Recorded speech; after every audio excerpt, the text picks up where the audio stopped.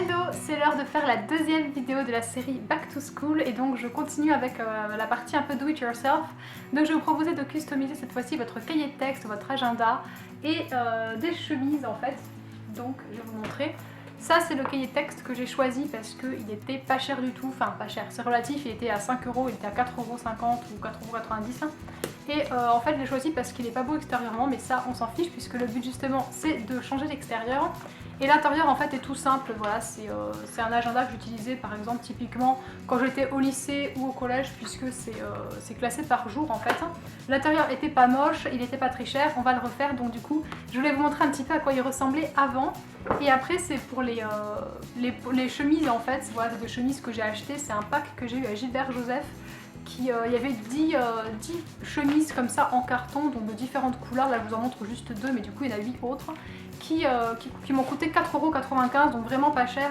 Et donc évidemment je les ai customisées, donc je vous propose de découvrir ça en vidéo si ça vous intéresse. Et du coup c'est parti.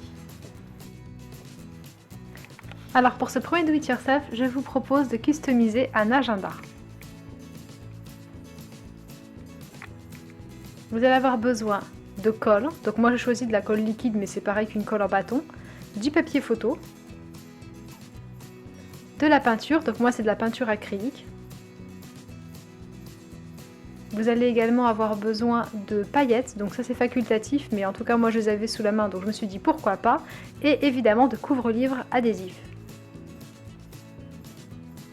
Donc la première chose que j'ai faite c'est découper en fait un bout de feuille donc de format raisin que j'ai acheté en fait en papeterie que j'avais d'avant. Donc ça en fait ça va me servir surtout de support pour éviter de salir mon parquet et également ça va me servir de palette pour mettre la peinture. Alors vous pouvez, si vous n'avez pas ça, utiliser tout simplement une assiette, en fait ça marche aussi, hein. Voilà, le but c'est juste que après je comptais m'en débarrasser, le jeter, j'avais pas envie de faire de la vaisselle. Donc voilà, du coup j'ai utilisé une feuille de papier, en plus comme c'était du papier qui était très épais, il n'y a pas eu de souci, ça n'a pas transpercé. Donc j'ai commencé à choisir mes couleurs, je voulais faire un dégradé un petit peu, pas vraiment très net, mais un peu messy quoi, de 3 couleurs. Donc j'ai choisi de l'orange, du rosé et après j'ai fait une espèce de mauve, voilà. Vous pouvez évidemment choisir les couleurs que vous voulez, l'important si vous voulez des couleurs pastel c'est de mettre beaucoup de blanc évidemment. Donc ce que j'ai fait c'est qu'après j'ai été carrément au doigt en fait parce que ça me plaisait bien le côté justement je vous l'ai dit messy avec des effets de matière et de texture plutôt que de prendre un pinceau et d'avoir quelque chose d'assez homogène et puis je voulais pas qu'il y ait de traces de poils en fait. Et du coup voilà j'ai fait un dégradé comme ça donc du orange au mauve. Maintenant c'est un petit peu le moment de laisser sécher. Et en fait je me suis rendu compte que ça pouvait être sympa de mettre un petit peu de paillettes dessus. Donc en fait j'ai utilisé des paillettes que j'ai achetées chez Claire's. Alors je sais pas si c'est encore en vente ou pas. Mais ce que j'ai fait c'est que j'ai choisi les paillettes qui sont blanches mais plutôt transparentes avec un effet holographique. Et du coup je les ai éparpillées un petit peu partout sur le cahier. Et maintenant on laisse sécher. Une fois que c'est sec, j'ai fait moi-même en fait sur Photoshop du coup une petite illustration comme ça, Keep calm and be a working girl, parce que je trouve ça plutôt rigolo. Donc du coup je l'ai imprimé sur du papier photo et ensuite je l'ai collé. Alors bien évidemment pour protéger le tout, le mieux c'est d'utiliser le couvre-livre adhésif comme je l'ai fait là. Actuellement vous pouvez le voir que tout a été couvert et du coup ça protège bien le cahier et ça évite qu'il y ait de problème, que la peinture s'arrache ou que les paillettes partent, etc.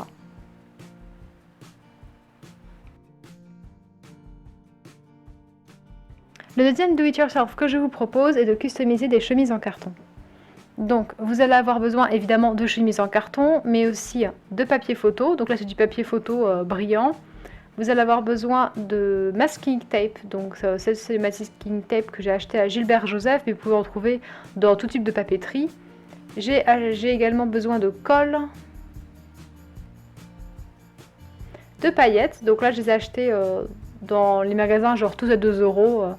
Et également du couvre-livre adhésif pour pouvoir protéger les photos.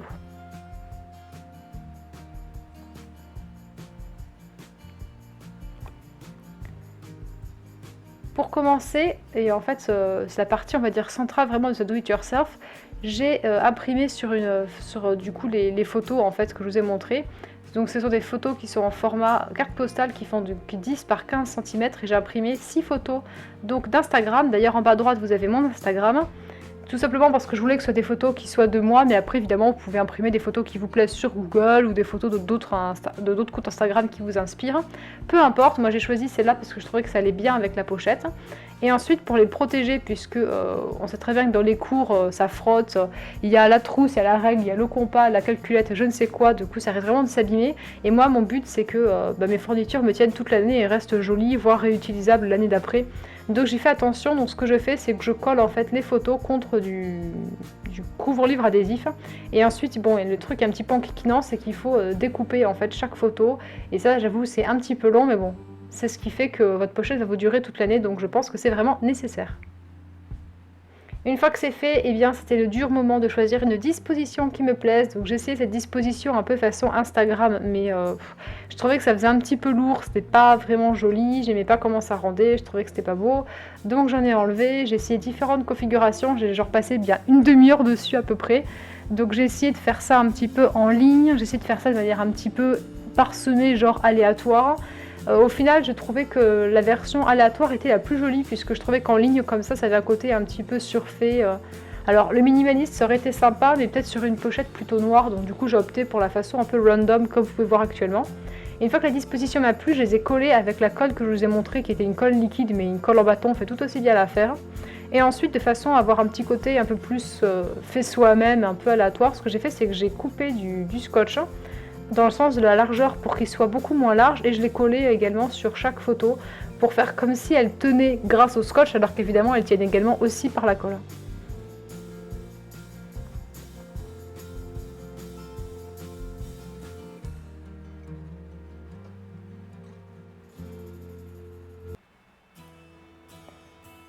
J'ai eu l'idée d'utiliser du coup les paillettes que j'avais eu dans un truc à 2 €.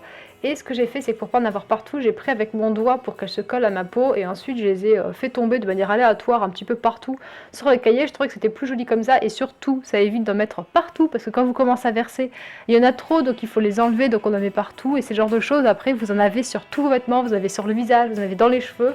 Enfin bref, du coup, moi j'ai essayé de faire attention. Et du coup, ce que j'ai fait, c'est que j'ai mis simplement un point de colle dessous et je les ai collés, comme vous pouvez le constater.